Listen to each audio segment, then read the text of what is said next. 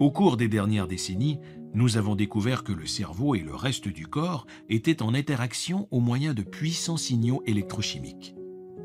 Entre nos oreilles existe une importante usine chimique qui orchestre une myriade de fonctions corporelles. Mais ne vous inquiétez pas, il s'agit ici de chimie cérébrale 101, et vous n'aurez besoin de connaître que le sens de quelques termes.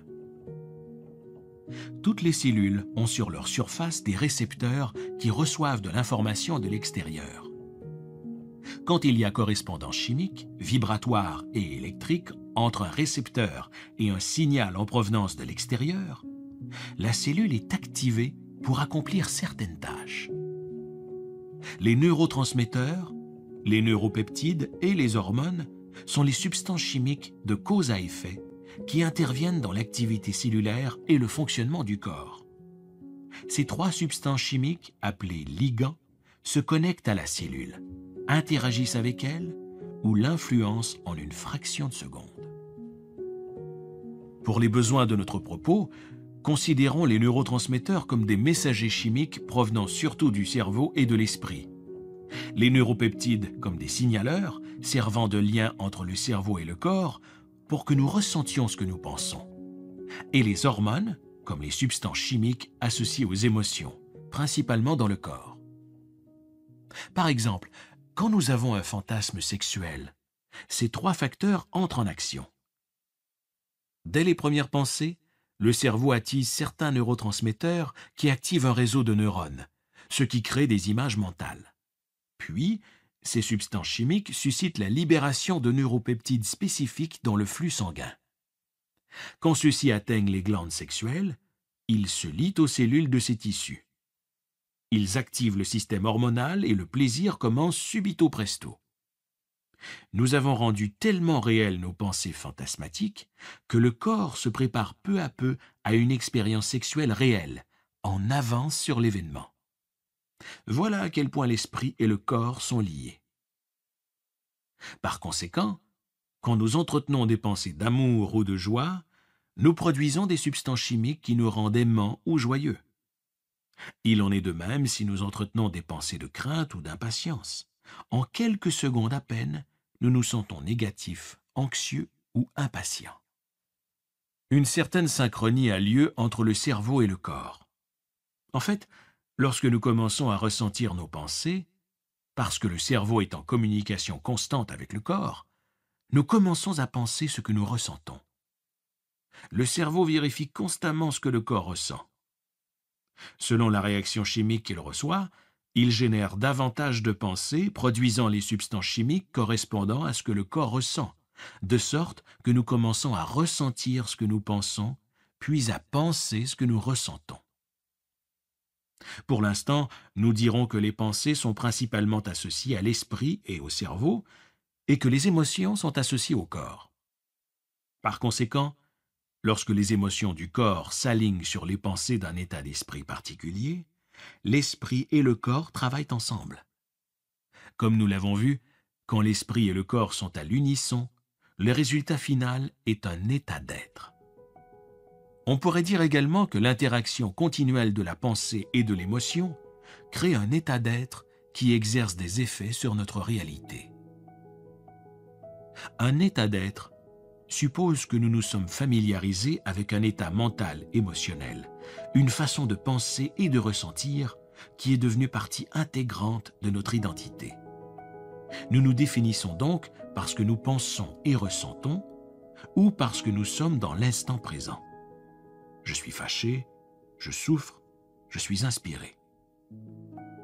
Quand nous entretenons les mêmes pensées et que nous éprouvons les mêmes émotions pendant des années et que nos pensées correspondent à ces émotions, le hamster dans sa cage, nous créons un état d'être mémorisé que nous considérons comme un absolu. Nous en sommes rendus au point de nous définir par cet état d'être. Nos pensées et nos émotions ont fusionné. Ces sentiments particuliers mémorisés contribuent à tous nos traits de personnalité. Changer, c'est penser plus grand que nos émotions. Changer, c'est agir plus grand que les émotions familières du soi mémorisé. Vous devez en effet désapprendre ou débrancher votre vieille pensée et vos vieux schèmes émotionnels, puis réapprendre ou rebrancher dans votre cerveau de nouveaux schèmes de pensée et d'émotions fondés sur ce que vous désirez être. Quand nous conditionnons le corps avec un nouvel esprit, tous deux ne peuvent plus travailler en opposition et doivent être en harmonie.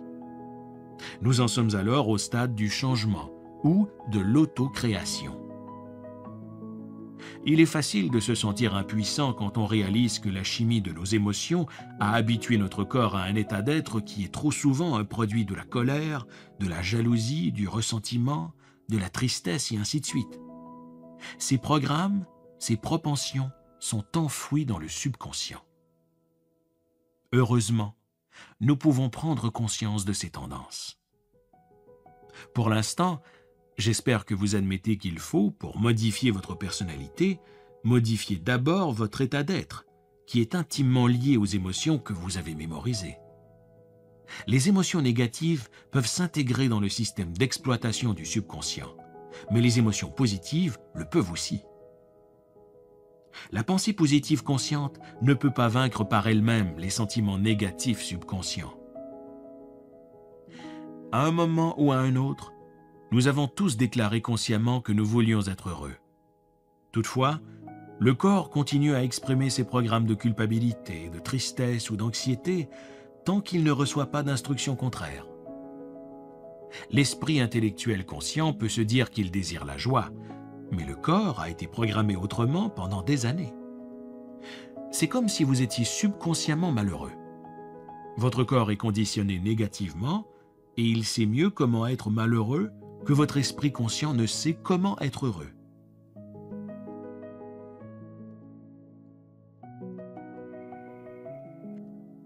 Les sentiments et les émotions sont un registre chimique des expériences passées. Vos émotions deviennent alors votre mode de pensée. Puisqu'elles constituent un registre des expériences passées, vous pensez dans le passé. Selon la loi quantique, vous créez davantage de passé. Ainsi, quand nous voulons envisager le futur et rêvons de nouveaux paysages dans notre réalité immédiate, le corps, dont les émotions sont le langage, résiste à ce changement subit de direction. Cette volte-face constitue le grand travail du changement personnel.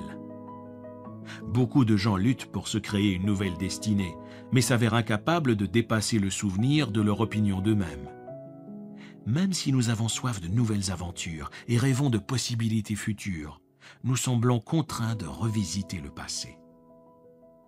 Si nous croyons que nos pensées ont quelque chose à voir avec notre destinée, la plupart d'entre nous ne font toutefois que tourner en rond comme créateurs. Selon le modèle quantique, nous sommes en mesure de donner un signal émotionnel au corps et d'entreprendre la modification d'une chaîne d'événements génétiques sans avoir d'abord vécu l'expérience physique réelle correspondant à cette émotion. Quand nous avons vécu un événement plusieurs fois en répétant mentalement chacun de ces aspects, nous ressentons cet événement avant qu'il ne se déroule. En modifiant nos circuits cérébraux par des pensées nouvelles et en éprouvant les émotions d'un événement avant sa manifestation physique, il est possible de modifier notre corps génétiquement. Quand nous avons exercé en pensée une réalité future jusqu'à ce que le cerveau se modifie physiquement comme s'il avait vécu l'expérience, et que nous avons adopté émotionnellement une nouvelle intention assez de fois pour que le corps se modifie comme s'il avait vécu l'expérience, c'est que ce moment nous a rejoints. Et cela surviendra de la façon la moins prévisible, ce qui ne laissera planer aucun doute sur le fait que cela provient de notre relation avec une conscience supérieure. Voilà pourquoi nous voudrons récidiver.